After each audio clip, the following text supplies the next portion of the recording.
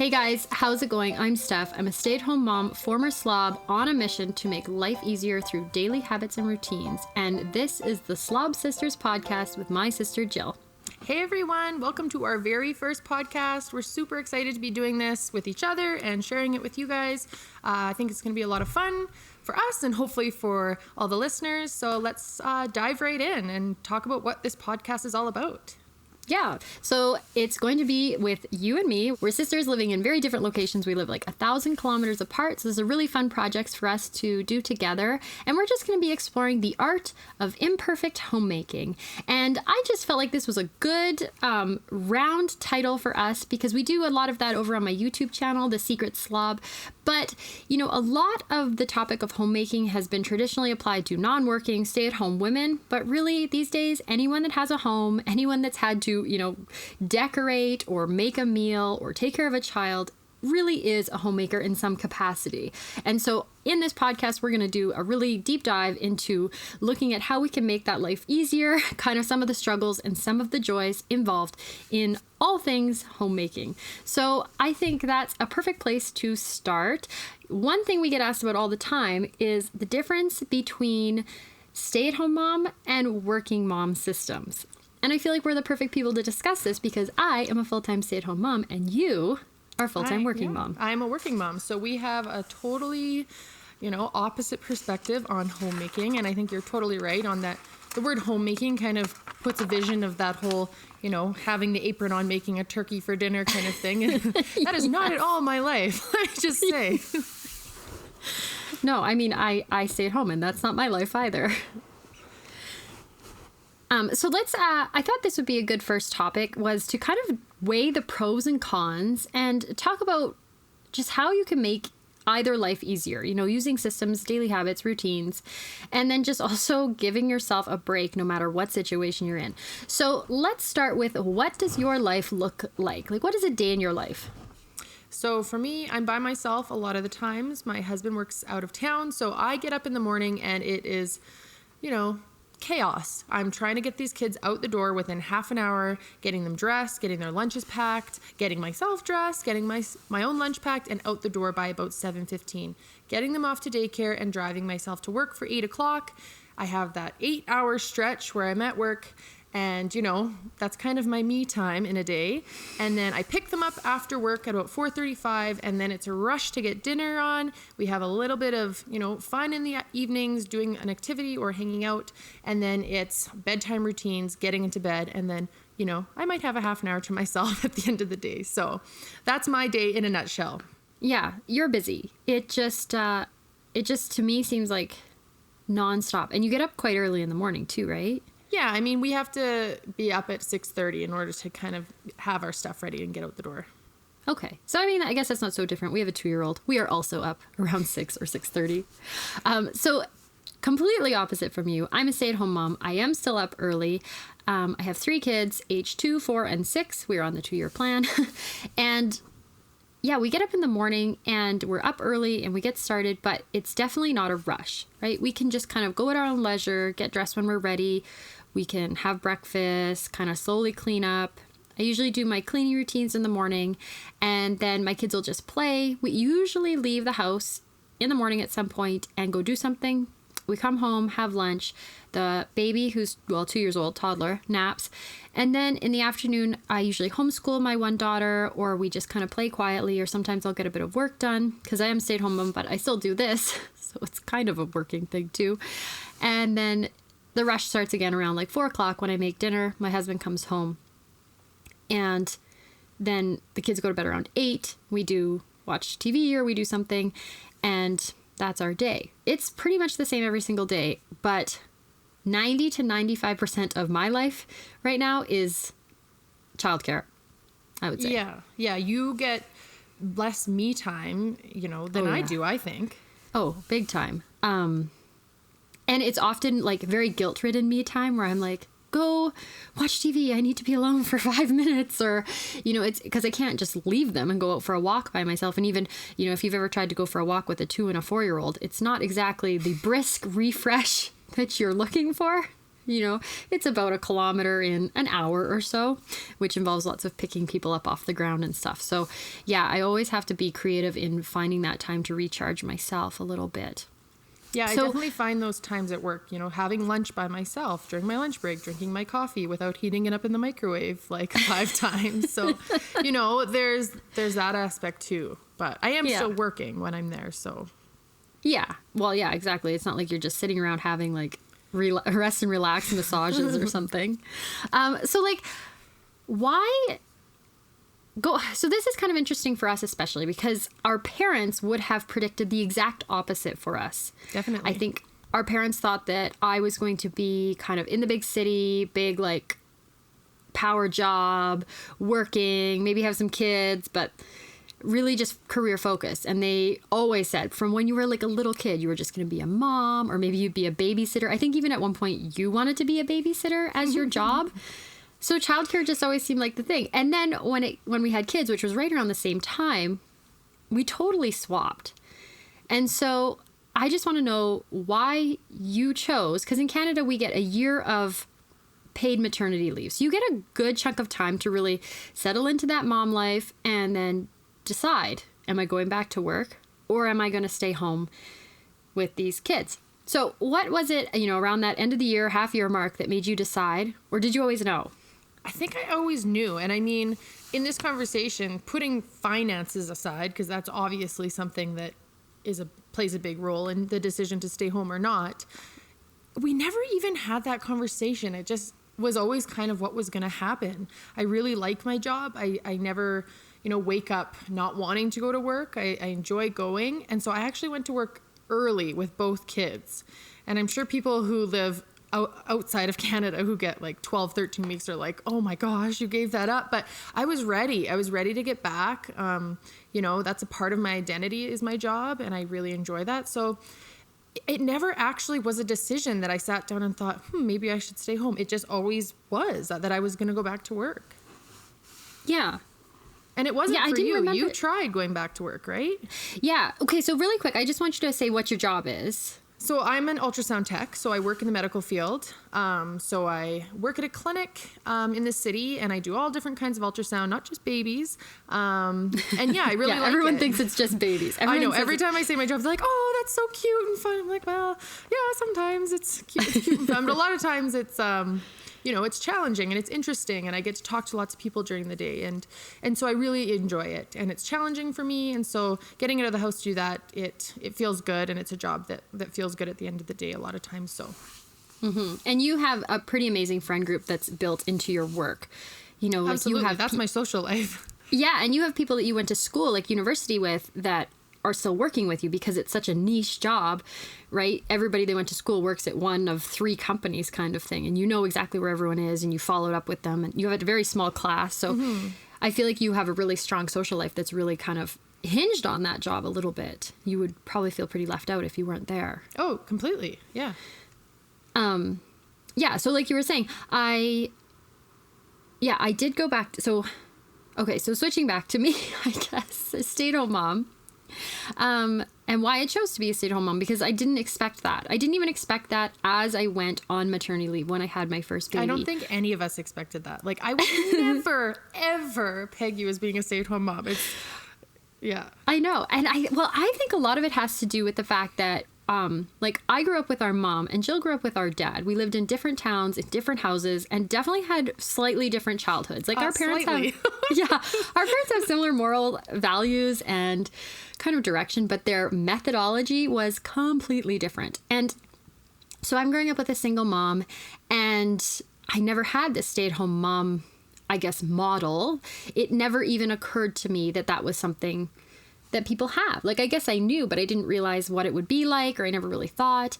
And I know our mom, because she was a single mom, she always kind of instilled in us this idea that we needed to be able to take care of ourselves, because you never know what was going to happen. She made us right. And so that's something I've always kind of kept in the back of my head. So I did have a really good job, but what's interesting, and maybe I didn't tell you this, but maybe about a year before I even got married, I don't even think I had met my husband yet. I remember I was up at camp, because I work in environmental in the oil and gas industry. I was up at camp, and I remember sitting down and thinking, this job is never going to work if I have a family.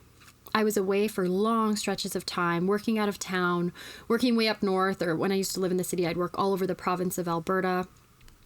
And I would work with people who had kids, and it was always this major panic to get back on time to pick them up for daycare or from school.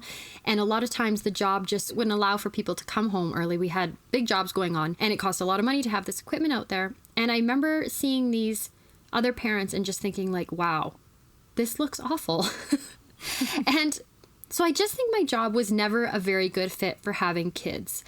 I was also kind of ready for a change. I liked my job. I didn't love my job. I loved the place I worked. I loved the people I worked with, but I don't think I was that interested in it at the end. And so there wasn't that draw of going back.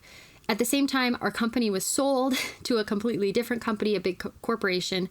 And so the whole dynamic changed. And so it just wasn't very enticing for me to go back. And I don't know if it would have been different if I had a job that I was really interested in, or that was the same kind of dynamic going back. But really, I did go back part-time because I thought, well, this just doesn't seem like me to be a stay-at-home mom. So I did go back very part-time.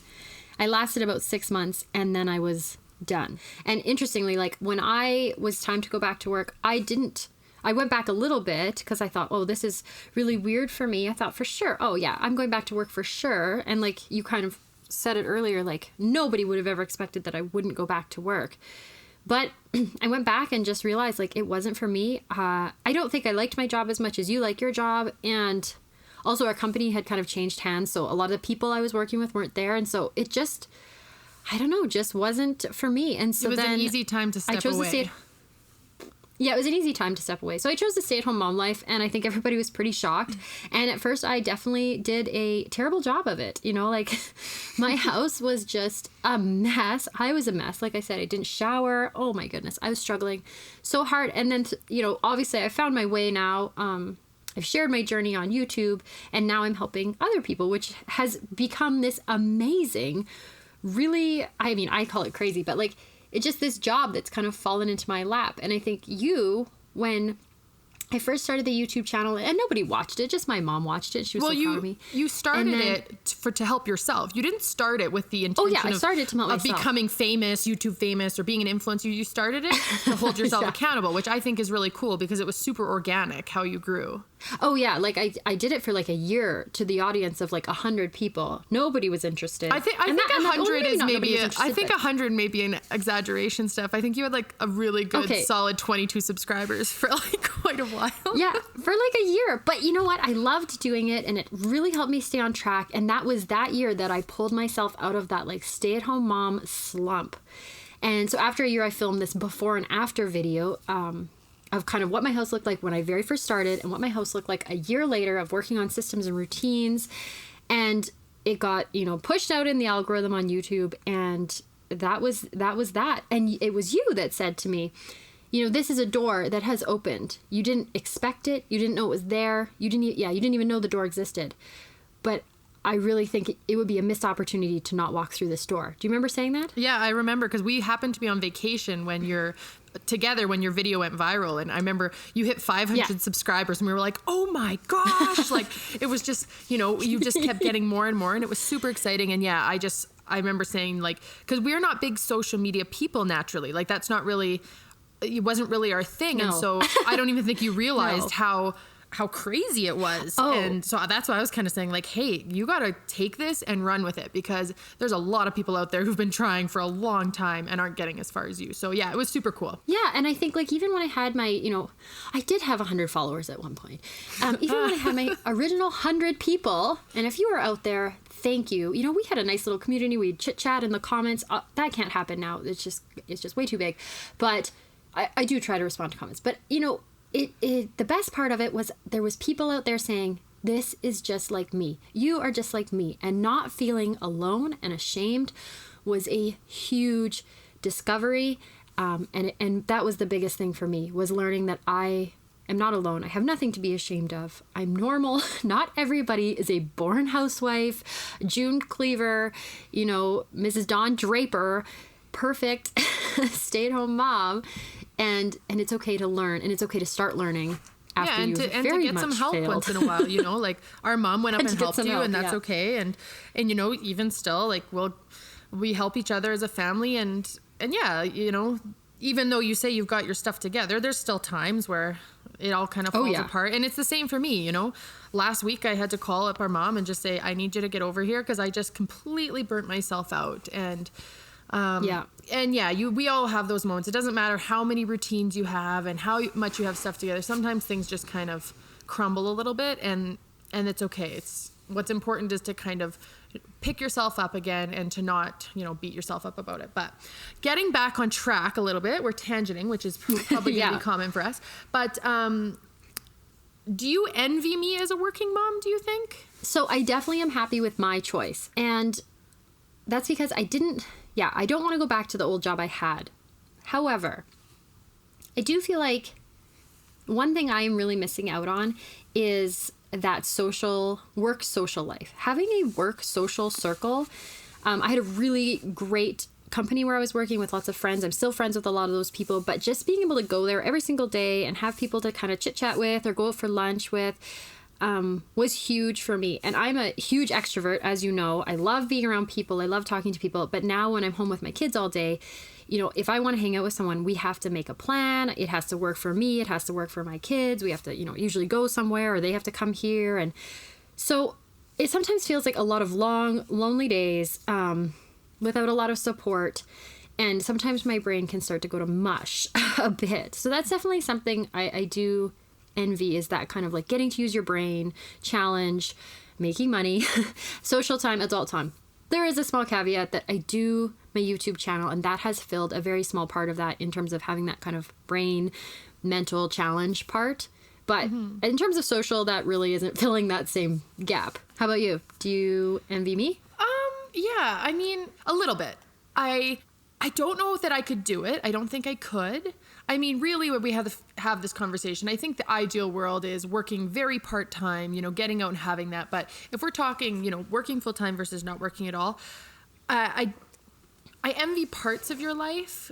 You know, I find myself rushing and asking people a lot of favors just to help me with, like, you know, picking up the kids, or can you help me with this? Can you help me with this? Because I'm just, you know, constantly running around trying to, you know, get things done. But yeah, I mean, I envy your mornings. There are times when I wake up and I think, oh, it would be so nice to just spend some nice, relaxing time with my kids, and some options open when you're a stay-at-home mom. Like homeschooling isn't an option for me. And, you know, certain activities aren't an option for me with my kids and things like that. So I don't know that I would want to switch roles, but there's definitely some days where I think, you know, that would be really nice. But yeah, so I guess a little bit sometimes I do. Yeah, I agree with you. It's the blend that might be kind of the perfect balance. And in that way, like I do my YouTube, and that's kind of it is a job for me. But also, you know, someone brought up something interesting to me the other day, as they were saying, you know, when I was a stay-at-home mom, like when they're on maternity leave, they had to do all these things, the laundry and the kids and this and that. And for the most part, and I'm not going to, well, I'm generalizing here, but just,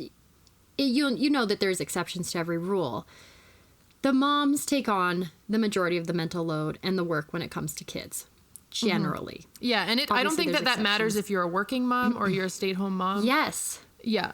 And so this was what she said, and this what really struck me is I'm like, oh yeah. For some people, moms especially, you're doing your work plus everything that I do in a day. And that's, I think, where you're talking about rushed, is you have to do all the same things I have to do because your husband's away a lot of the time. So it is just you.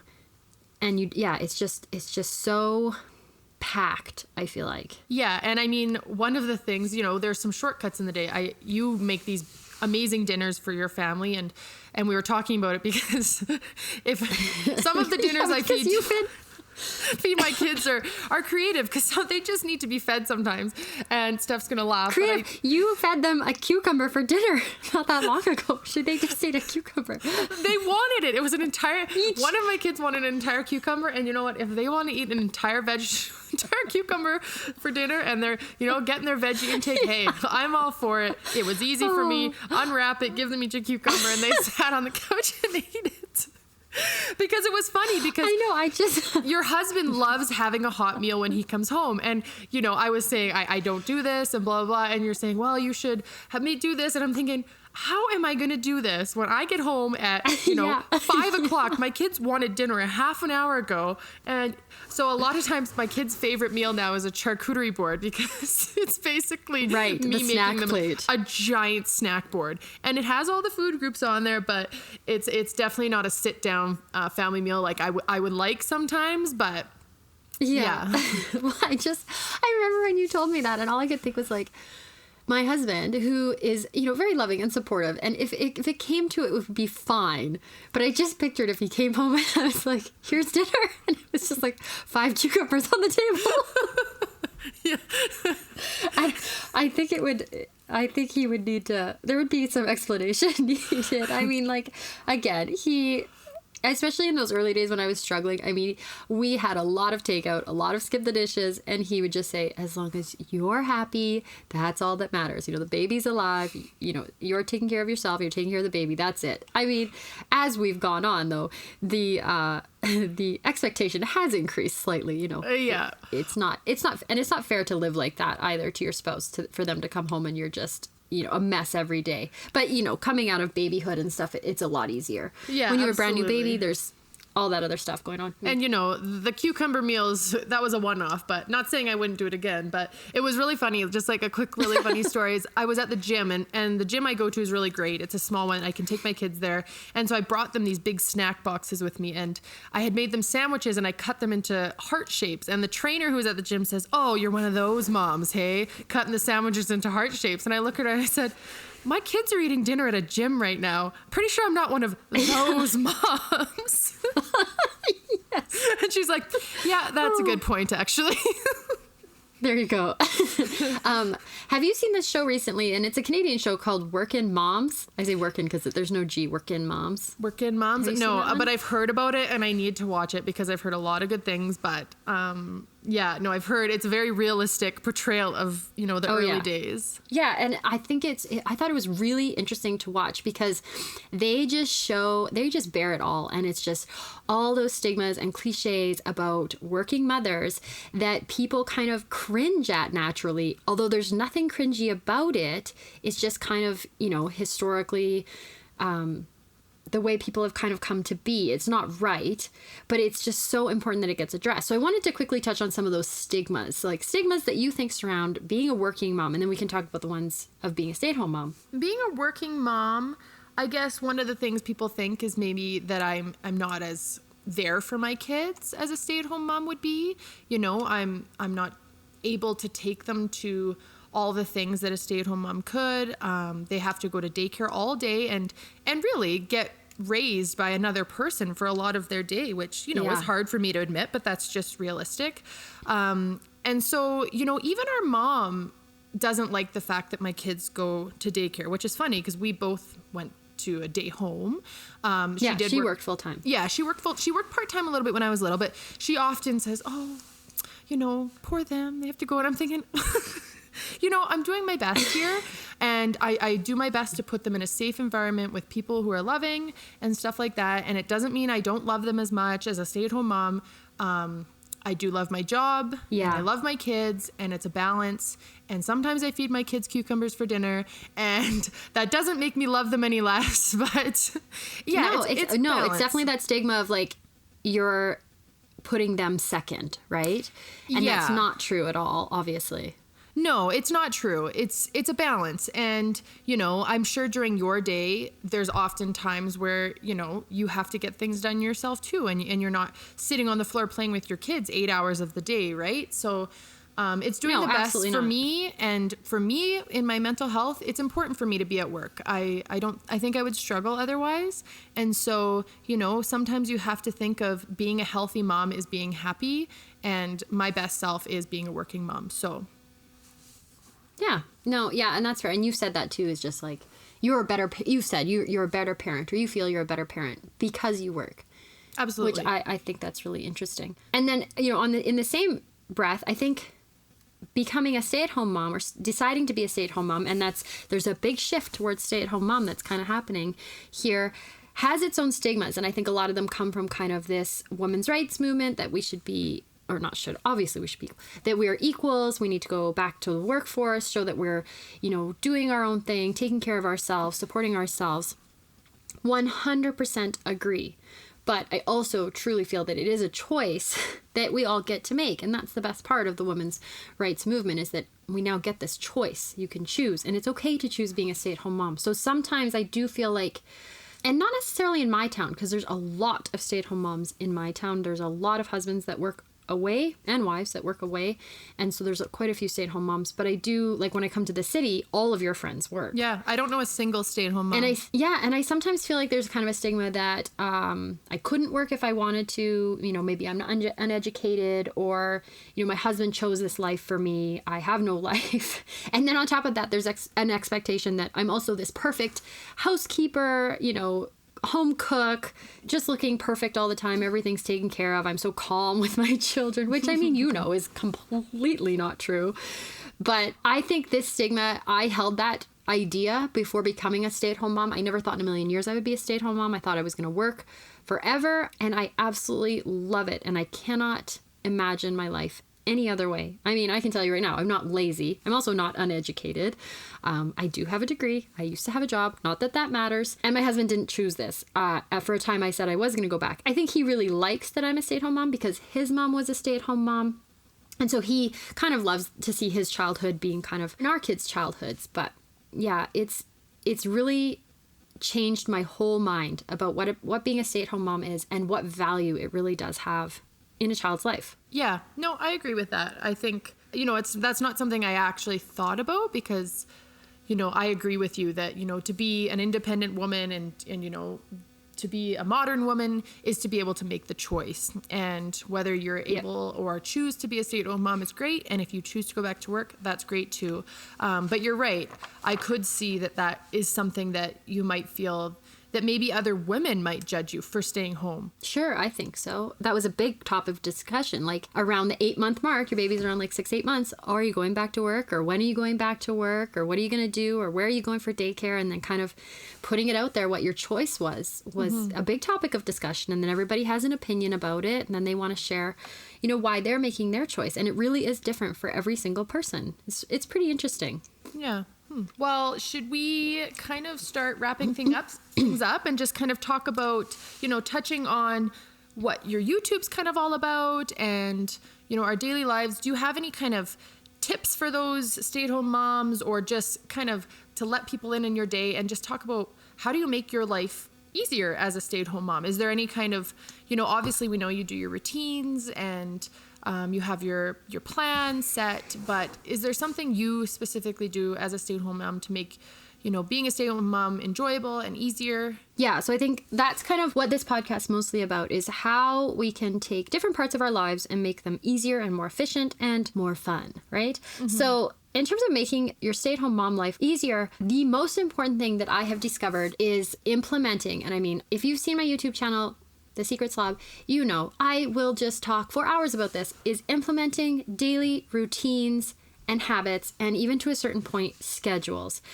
Because if you just get up and the day has no direction whatsoever, that's fine some days. It's really nice to be spontaneous some days, but a lot of days, nothing gets done. You can barely even get yourself out of your pajamas and into some clean clothes, and it just feels like you can't get control of the day, I think. So yeah. Really deciding what's most important to get done every single day, making a plan, writing it down if you need to do that, deciding what needs to get done, and also, even more importantly, realizing that you cannot do it all. You can't get it all done. It's not going to be perfect, especially if you have little kids. The house isn't going to look perfect, and you'll look perfect, and the kids look perfect, and you have a perfect day, and nobody fights, and nobody cries. There is going to be struggle, and just coming into it with a calm mind, calm mindset, and recognizing your imperfection, but that you're doing your best and giving yourself a pat on the back for that anyways. I think that's going to be your biggest asset going into the life of a stay-at-home mom. Which is really funny because for me, I was going to say the same thing as a working mom, just not being too hard on yourself, giving yourself a break and, sometimes, we're the biggest critics of our own lives. And I get this mom guilt a lot of times, if my kids are watching goodness. TV. How did we not talk about mom guilt this whole podcast? That's really what it comes down to is mom guilt. You feel, and especially with social media, you see what, you want to be, and it's just not possible. It's not possible to be that social media mom. We're seeing, that beautiful part of their lives, which I'm sure is great, but there's, behind the scenes, a lot of, hard times as well. Behind the camera. Yeah. Which I can tell you more than a few times I've filmed a YouTube video and shoved many clothes just to the side of my bed. It happens. Out of the It's not perfect. View. Yeah. So I think I was, yes. To make things easier, just to give yourself a break and, to just not feel that guilt that comes along with, anything, whatever you're giving your kids, they need love and they need, care, and they need those essentials, and they need you to be there for them. And I think that's what's most important. And, forgetting about, are they playing with, the toy of the year? Are they, doing the sensory bin with all of the special things, maybe not. And that's okay. I seriously dislike sensory bins. I'm sorry. I know they're so popular. I can't even stand them for I can't do seconds. sensory bins because my cat thinks they're litter boxes. So if they get left out for like 10 minutes, she will find them. And then that's that. I learned that the hard way. And we are a non-sensory bin house, and I'm totally fine with that. So. Oh, that's funny. Okay. On that note, do you have a funny story to share for this podcast? Oh, should we do funny stories every podcast? Yeah, definitely. That's the best part. Okay. Well, I had a funny story. You said you had one. Yes, you said you had one. So I did have one, but spot. Because whenever I come on your YouTube channel, you always say like, let's do a funny story. And sometimes I'm like, racking my brain trying to think of one. And so I thought of one the other day, and it's really, like, to let the listeners know, very unrelated to anything, we're talking about. It's just kind of a nice, funny story at the end of what we're doing. But this happened about 10 years ago, maybe even 12 years ago. It was when online dating was just kind of gaining popularity. I was new to the city, and I was going on my first online date. And I was super nervous because online dating was not really popular then. And so I didn't really know what to expect. And I was living. Well, it was new. Yeah. Yeah, it was new. And I was young. And so I told my roommate. Well, how old would you have been? Like 22, right? Yeah. I was young. It was before I went 21, to 22. college or anything. So I told my roommates, I was texting them, and I said, get here now. Like, I need help. Come home, because I was getting ready for this date, and I was just losing it. So they come home and they help me get ready for this date. And we discussed, okay, I said, if I text you to come and help me, like, you got to come in and make up this big elaborate story and get me out of this date. Because at this time I'm thinking, like, you hear these horror stories of these dates. So I go across. Well, you're new to online dating, but you're also new to just dating as an adult. Absolutely. Right? Like, yes. And that was the whole thing too. So I'm assuming there's a good chance this guy is like, a crazy person. So I go on this date. It's going great. He's super nice. We have a lot in common. We're chatting, and we're just across the road from my house. But again, 12 years ago was kind of when, like, cell phones used to have a bit of a lag in them. Sometimes, like, you would send a text and it would come through. This is when we're using, like, T9 on my flip phone here. So apparently they'd never gotten those first texts that I had said, like, get home or get here, like, I need help. And they just got them when I was on the date. They never had gotten them before. They'd just kind of come home. So they think I'm on this date and I need help. So they bust into this bar that we're at, having a drink, having a great time. Get here now. Because they get this text saying, get here, I need help. So they come up and they're telling me that my grandmother's died. And I'm sitting there looking at them no. They're like, we gotta go, Jill. Your grandmother's died, because I've told them to make up a story. And This is the most cliche. Like, I know. I'm looking at them thinking, like, excuse. What are they doing? Because, like, I'm pretty, like, I know they're trying to get me out of this date. Like, I know my grandmother hasn't died, and I don't remember how I knew that they were just making this up. Well, because she had already died. Yeah. She had died 5 years before that. That's true. Great point. Right? Like, that's how. That would give it away. So I'm looking at them thinking, like, what are you doing? They're like, yeah, you gotta go. We gotta go, Jill. And I'm thinking, oh my God. So I get up and I leave this date and I walk out the door and I say, what on earth, you guys? And they say, well, you texted us to come help you. And I look at their text and I was, oh my God, never saw the guy again until about 6 years later. He was actually my, the flight attendant on WestJet. Yes. And I said I was with Justin, my partner now. I said, I know that guy from somewhere. And I guess you just always remember your first online date because I knew it right away. I said, that is the guy that I went on that date with. My goodness. Oh, it was crazy. Anyway, so funny story, but did you talk to him? Did you say like, hey, do you remember me? No, absolutely not. No. What? No. Oh, I would have. No, it was Excuse me. I did. Do you remember when I left my date? Because my grandma died. Oh, he must have been crushed. Because, like, how could you not think, oh, these girls have definitely come to purposely remove her here? You know what? Good for them. They followed through. How would they know any better? And they were really convincing. And he's looking at me like, well, you better go. And I'm like, no, I'm fine. And he's thinking like, why are you still?